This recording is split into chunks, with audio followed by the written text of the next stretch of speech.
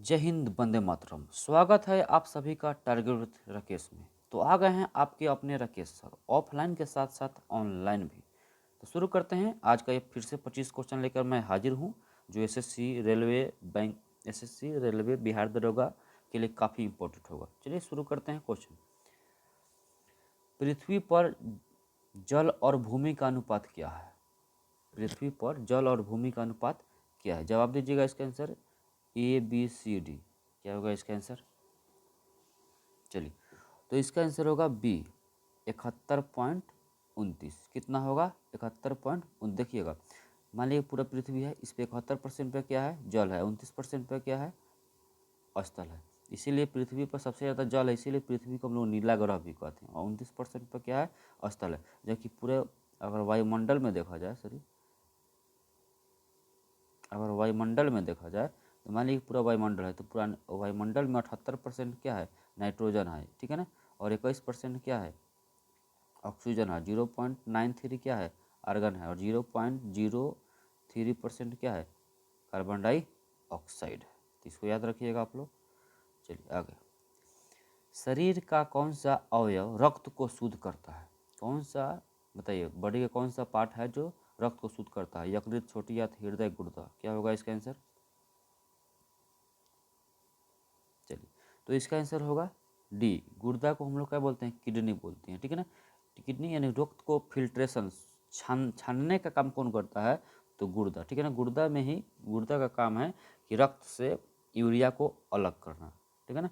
यकृत, मानव शरीर की सबसे बड़ी ग्रंथि यकृत है, ठीक है ना। भोजन का पूर्ण पाचन कहाँ होता है? छोटी आंत में, हृदय। हृदय रक्त का क्या करना है? रक्त को लेने और देने का काम करता है, यानी कि रक्त पंपिंग का काम करता है और रक्त को रिसीव भी करता है, ठीक है ना। हृदय के दो पार्ट होते हैं, देखिए, दो चेम्बर। सबसे पहले हृदय के 4 चेम्बर होते हैं, ठीक है ना। उसको ऊपर वाला को अलिंद बोलते हैं, नीचे वाला को नीलय बोलते हैं। तो अलिंद में इधर सबसे पहले दायां अलिंद में क्या आता है? अशुद्ध रक्त। और बायां अलिंद में शुद्ध रक्त, ठीक है ना। तो अब उसके बाद शुद्ध रक्त सबसे पहले कहाँ आता है? बायां अलिंद में, फिर बायां नीला में, ठीक है ना। अब बायां नीला से ही अरोटा के माध्यम से शरीर के विभिन्न पार्टों में चला जाता है, ठीक है ना। जबकि अशुद्ध रक्त सबसे पहले दायां अलिंद में आया, फिर दायां नीला में आया, उसके बाद महाधमनी के द्वारा कहाँ चले गया? शरीर के विभिन्न पार्टों में पहुँच गया, ठीक है ना। तो इसको याद रखिएगा। शुद्ध पानी का पीएच वन कितना होता है? देखिएगा, शुद्ध पानी का पीएच वन, जवाब दीजिए इसका आंसर क्या होगा? शुद्ध पानी का पीएच वन देखिएगा, आप लोग याद रखिएगा, 7। 7 के इधर जाइएगा और इधर जाइएगा। पीएच मान किसने दिया था? सोरेनसन ने दिया था। किसने दिया था? सोरेनसन ने दिया था। किसने दिया था? सोरेनसन ने दिया था। तो 0 से 7 तक को बोलते हैं अम्ल, और 7 से 14 तक को क्या बोलते हैं? क्षार, ठीक है ना। तो शुद्ध जल का पीएच मान कितना होता है? 7। इसको न्यूट्रल बोलते हैं, या हिंदी में वो लोग उदासीन बोलते हैं, ठीक है ना। चलिए आगे। राज्य लोक सेवा आयोग के अध्यक्ष और सदस्यों की नियुक्ति कौन करता है? आंसर दीजिए। ए में राष्ट्रपति, बी में प्रधानमंत्री, सी में मुख्यमंत्री, डी में राज्यपाल। तो देखिए इसका आंसर क्या होगा? राज्यपाल।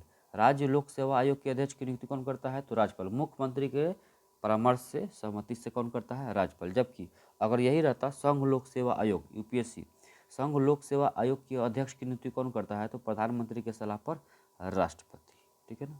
इसको याद रखिएगा। यूपीएससी जानते हैं कि सबसे बड़ा, भारत का सबसे बड़ा एग्जाम होता है यूपीएससी का। अगर स्टेट लेवल पर आइएगा तो सबसे बड़ा एग्जाम पीसीएस लेवल का होता है। चलिए, बाबर की आत्मकथा तुजू के बाबरी किस भाषा में लिखा गया है?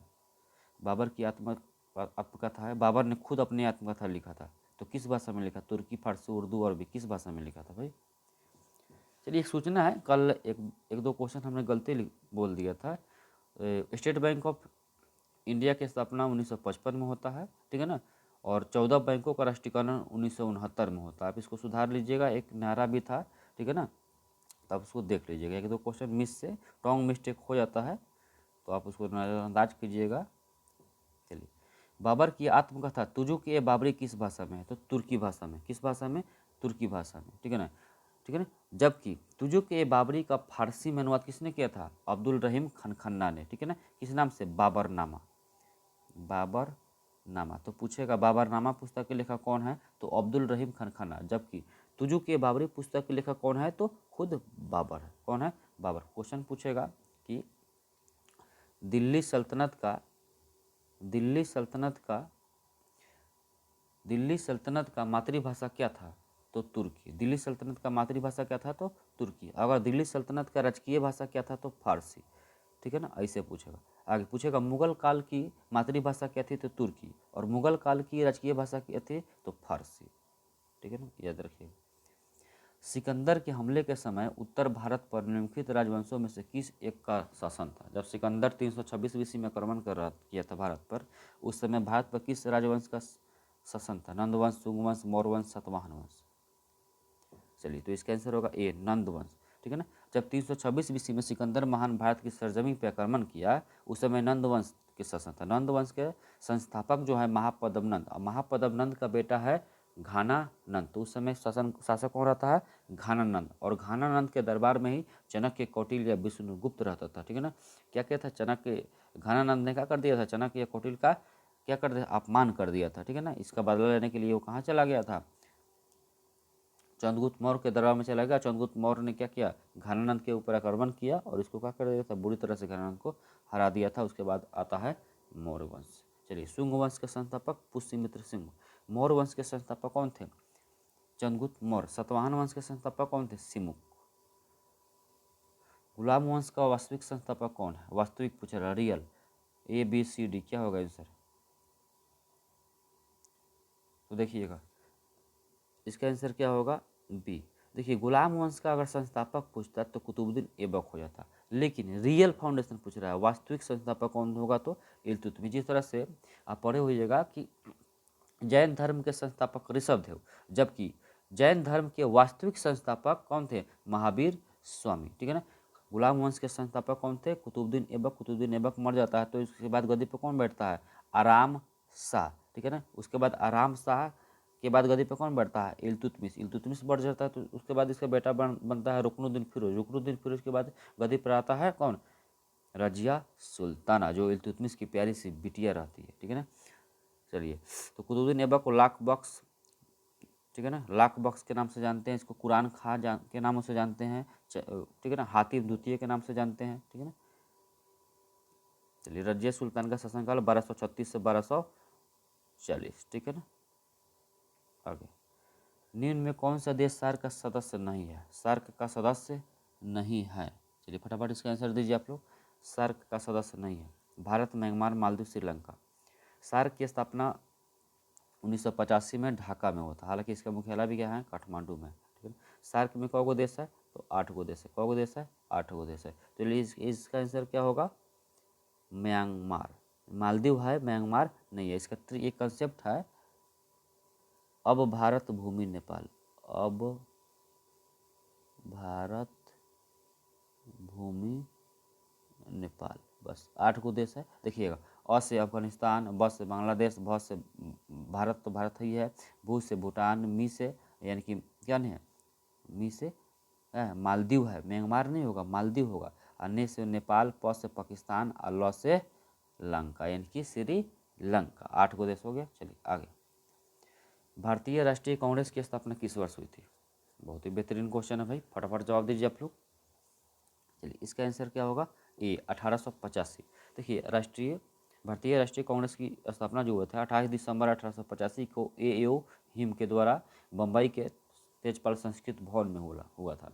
हालांकि कांग्रेस पार्टी के अगर पूछेगा पहले अध्यक्ष कौन थे, तो आप लोग इसका आंसर कमेंट बॉक्स में जरूर दीजिएगा। ठीक है ना। जबकि पूछेगा मुस्लिम लीग के संस्थापक कौन थे, तो कहिया हुआ था, तो 30 दिसंबर 1906 ईस्वी को ढाका में सलीमुल्लाह खां और आगा खां के नेतृत्व में।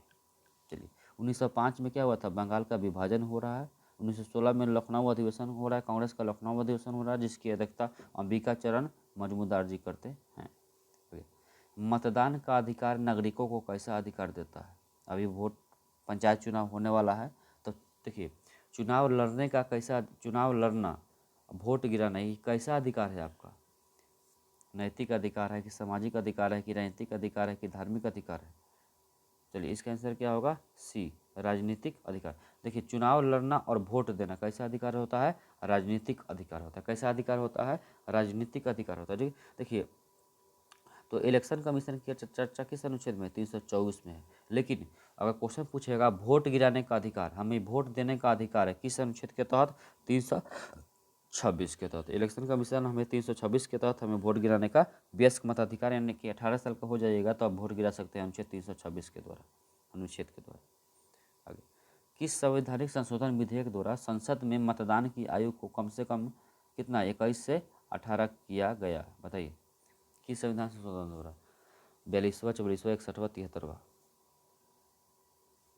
तो इसका आंसर होगा सी। समझिएगा, सबसे पहले ऊपर है 42, तो 42वां संविधान संशोधन 1976 के द्वारा सरदार स्वर्ण सिंह समिति की अनुशंसा पर संविधान में क्या जोड़ा गया? मौलिक कर्तव्य जोड़ा गया।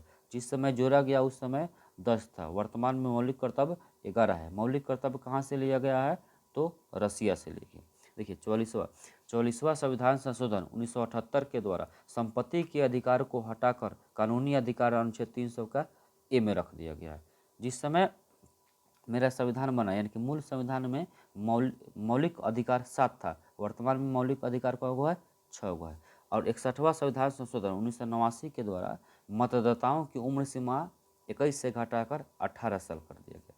73वां संविधान संशोधन 1993 के द्वारा पंचायती राज चुनाव को 8वीं अनुसूची में स्थान दिया गया। आगे, हाल के वर्षों में भारतीय अर्थव्यवस्था के किस क्षेत्र में अपेक्षाकृत अधिक वृद्धि हुई है? प्राथमिक क्षेत्र, द्वितीय क्षेत्र, तृतीय क्षेत्र, सार्वजनिक क्षेत्र।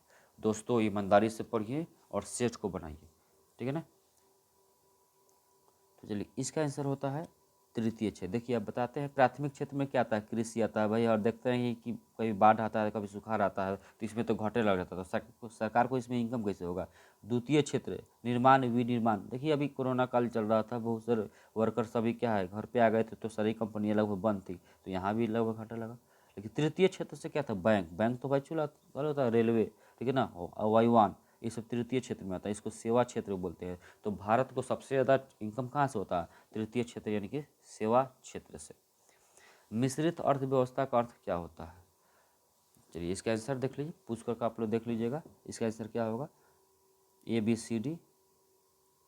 चलिए इसका आंसर होगा सी। मिश्रित अर्थव्यवस्था का अर्थ होता है सार्वजनिक तथा निजी क्षेत्र का सह अस्तित्व।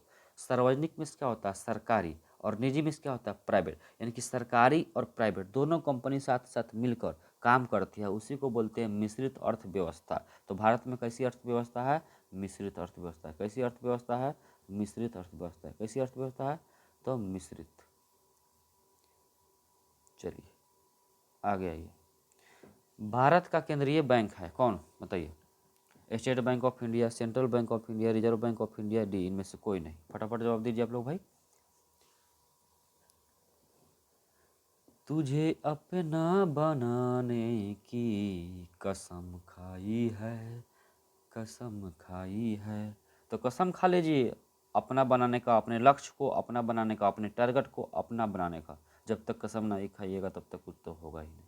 चलिए तो इसका आंसर क्या होगा? भारत का सरकारी बैंक, सॉरी केंद्रीय बैंक कौन है भाई? Reserve bank of India. Reserve bank of India को बैंकों का बैंक भी बोला जाता है। क्या बोला जाता है? बैंकों का बैंक। देखिए रिजर्व बैंक ऑफ इंडिया का शुरुआती मुख्यालय कहाँ था? कोलकाता था। कहाँ था? कोलकाता था। भारत सरकार अधिनियम 1935 के द्वारा रिजर्व बैंक ऑफ इंडिया का मुख्यालय 1937 में कहाँ कर दिया गया? मुंबई कर दिया गया। और आज भी RBI का मुख्यालय कहाँ है? मुंबई है, ठीक है ना। चलिए स्टेट बैंक ऑफ इंडिया की स्थापना कब हुआ था? 1955 में हुआ था, ठीक है ना। शायद कल 49 बोल दिए थे, तो आप इसके लिए सॉरी, ठीक है ना। सेंट्रल बैंक ऑफ इंडिया अभी मिस कर रहे हैं, ठीक है ना, तो आप लोग याद रखिएगा। हालांकि 14 बैंकों का राष्ट्रीयकरण कब हुआ था? 1969 में होगा। कल इसको भी शायद मिस से बता दिए, तो आप कन्फर्म हो लीजिए आज, ठीक है ना। अगर हम किसी वीडियो में अगर मिस कर से कुछ बताते हैं तो अगली वीडियो में उसको सुधार देंगे, ठीक है ना। तो आप ऐसा बिल्कुल दिक्कत इसको लेकर नहीं होइएगा आप। चलिए आगे। निम्न में से किस राज्य से कर्क रेखा नहीं गुजरता है? देखिए कर्क रेखा नहीं गुजरता है, त्रिपुरा, पश्चिम बंगाल, आंध्र प्रदेश, राजस्थान। इसका आंसर क्या होगा? सी, आंध्र प्रदेश। इसका कॉन्सेप्ट है मित्र पर गमछा झाड़। मित्र पर गमछा झाड़ क्या बताए थे? देखिए उत्तरी गोलार्ध में 23.5 डिग्री एक अक्षांश रेखा है, ठीक है ना, जो भारत के 8 राज्यों से होकर गुजरती है। कितने, ठीक है ना, अक्षांश रेखा है जिसे हम कर्क रेखा का नाम से जानते हैं, ठीक है ना। जो कर्क रेखा भारत के कितने राज्यों से गुजरती है?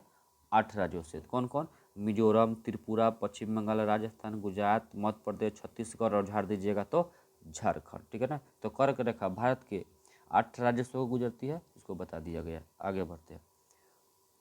जबकि 82.5, और एक क्वेश्चन और पूछेगा, 82.5 डिग्री 82.5 डिग्री पूर्वी देशांतर भारत का क्या है? मानक समय है, ठीक है ना। 82.5 डिग्री पूर्वी देशांतर भारत के कितने राज्यों को गुजरती है? 5। कौन कौन? तो इसका भी ट्रिक है, मौसा जी का नाम याद रखिएगा, MOUCA, मौसा। मध्य प्रदेश, उड़ीसा, ठीक है ना, यूपी, छत्तीसगढ़, आंध्र प्रदेश, ठीक है ना। तो 82.5 डिग्री पूर्वी देशांतर रेखा 5 राज्यों को गुजरती है, जबकि 23.5 डिग्री यानी कि कर्क रेखा भारत के 8 राज्यों से होकर गुजरती है। चलिए आगे 16।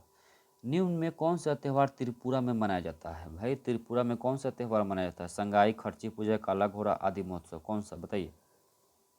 त्रिपुरा का पर्व कौन है? चलिए, तो इसका आंसर क्या होगा? खर्ची पूजा। खर्ची घट जाता है तो जाइए त्रिपुरा में। खर्ची पूजा कहाँ पे? त्रिपुरा में। संगाई, सगाई करना है तो कहाँ जाइए? मणिपुर में जाइए ना भाई, सगाई करना है तो जाइए सगाई। तो पूछेगा संगाई महोत्सव कहाँ? मणिपुर में। खर्ची पूजा कहाँ? त्रिपुरा में। काला घोड़ा कहाँ? काला घोड़ा मुंबई में। काला घोड़ा त्यौहार कहाँ मनाया जाता है? मुंबई में। आदि महोत्सव कहाँ मनाया जाता है? लद्दाख में। बिहू कहाँ पे? असम में, ठीक है ना। आप लोग इसको याद रखिएगा, आदि महोत्सव कहाँ? लद्दाख में। काला घोड़ा मुंबई में। खर्ची पूजा त्रिपुरा में। संगाई कहाँ? संघ से संगाई, और कहाँ पे? त्रिपुरा में, यानी कि सगाई करना है त्रिपुरा में जाकर, ठीक है ना, सब याद रखिएगा। पोंगल कहाँ? तमिलनाडु। जलीकुटी कहाँ? तमिलनाडु, ठीक है ना। कंबाला भैंस दौड़ कहाँ? कर्नाटक। ये सब उत्सव है जो खेल है, जैसे बिहू असम का है, छठ पूजा बिहार का है, तो ये सब। डांडिया कहाँ का है? आप लोग इसको बताइएगा कमेंट बॉक्स में, डांडिया कहाँ का है, इजी से क्वेश्चन है, बताइएगा आप लोग। चलिए, शांत घाटी किस राज्य में है? मुख्य, इसको हम लोग मुख्य घाटी बोलते हैं या साइलेंट वैली बोलते हैं, मुख्य घाटी। शांत घाटी किस राज्य में है? बिहार, केरल, तमिलनाडु, कर्नाटक। तो शांत घाटी किस राज्य में है? केरल में, ठीक है। शांत घाटी किस राज्य में है? केरल। केरल में सबसे ज़्यादा मसाला होता है, ठीक है ना, और उसके बाद रबर होता है, ठीक है ना। चलिए आगे, बिहार तो आप जानबे करते हैं, बहुत सारा चीज़ क्वेश्चन आप लोग। आगे, गुरु शिखर क्या है? आंसर दीजिए फटाफट इसका, पढ़कर आप लोग मन में। चलिए, तो गुरु शिखर क्या है? अरावली का उच्चतम शिखर। देखिए, गुरु शिखर क्या है? अरावली पर्वत की सबसे ऊंची चोटी गुरु शिखर है, जिसकी ऊंचाई 1722 मीटर है। कितनी है? 1722 मीटर, ठीक है ना। सिखों के पहले गुरु कौन थे? गुरु नानक थे, ठीक है ना। दूसरे गुरु अंगद, ठीक है ना। तीसरे रामदास, चौथे अमरदास, ठीक है ना। और पांचवें कौन थे? अर्जुन देव। छठे हरगोविंद, ठीक है ना। सातवें हरकिशन, आठवें हर राय, नौवें तेग बहादुर, 10वें कौन थे? गुरु गोविंद सिंह।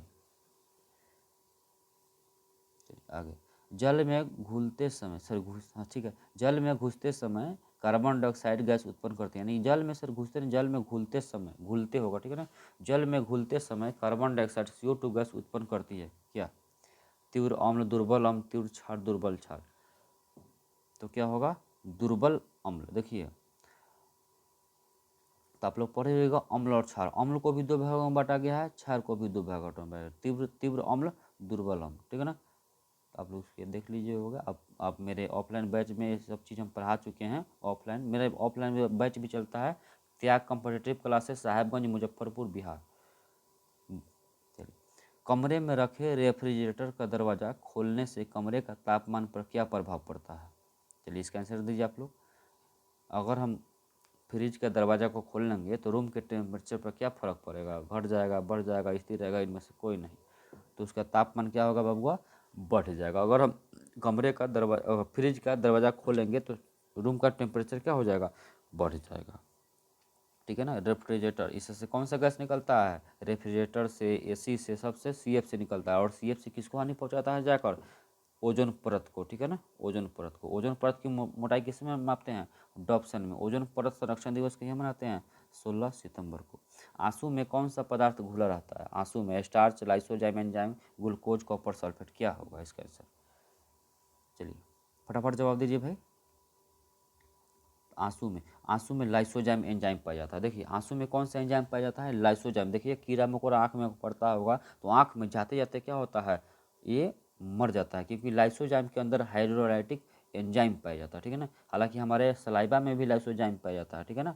देखिए लाइसोजाइम को आत्महत्या का थैले भी कहते हैं, क्योंकि हमारे अगर मान लिया कि हमारे सेल में बहुत सारा है, माइटोकॉन्ड्रिया है, गोल्जी बॉडी है, तो माइटोकॉन्ड्रिया गोल्जी बॉडी मरेगा तो इसको शमशान घाट ले जाने की जिम्मेवारी किसकी है, लाइसोजाइम के हैं, ठीक है ना।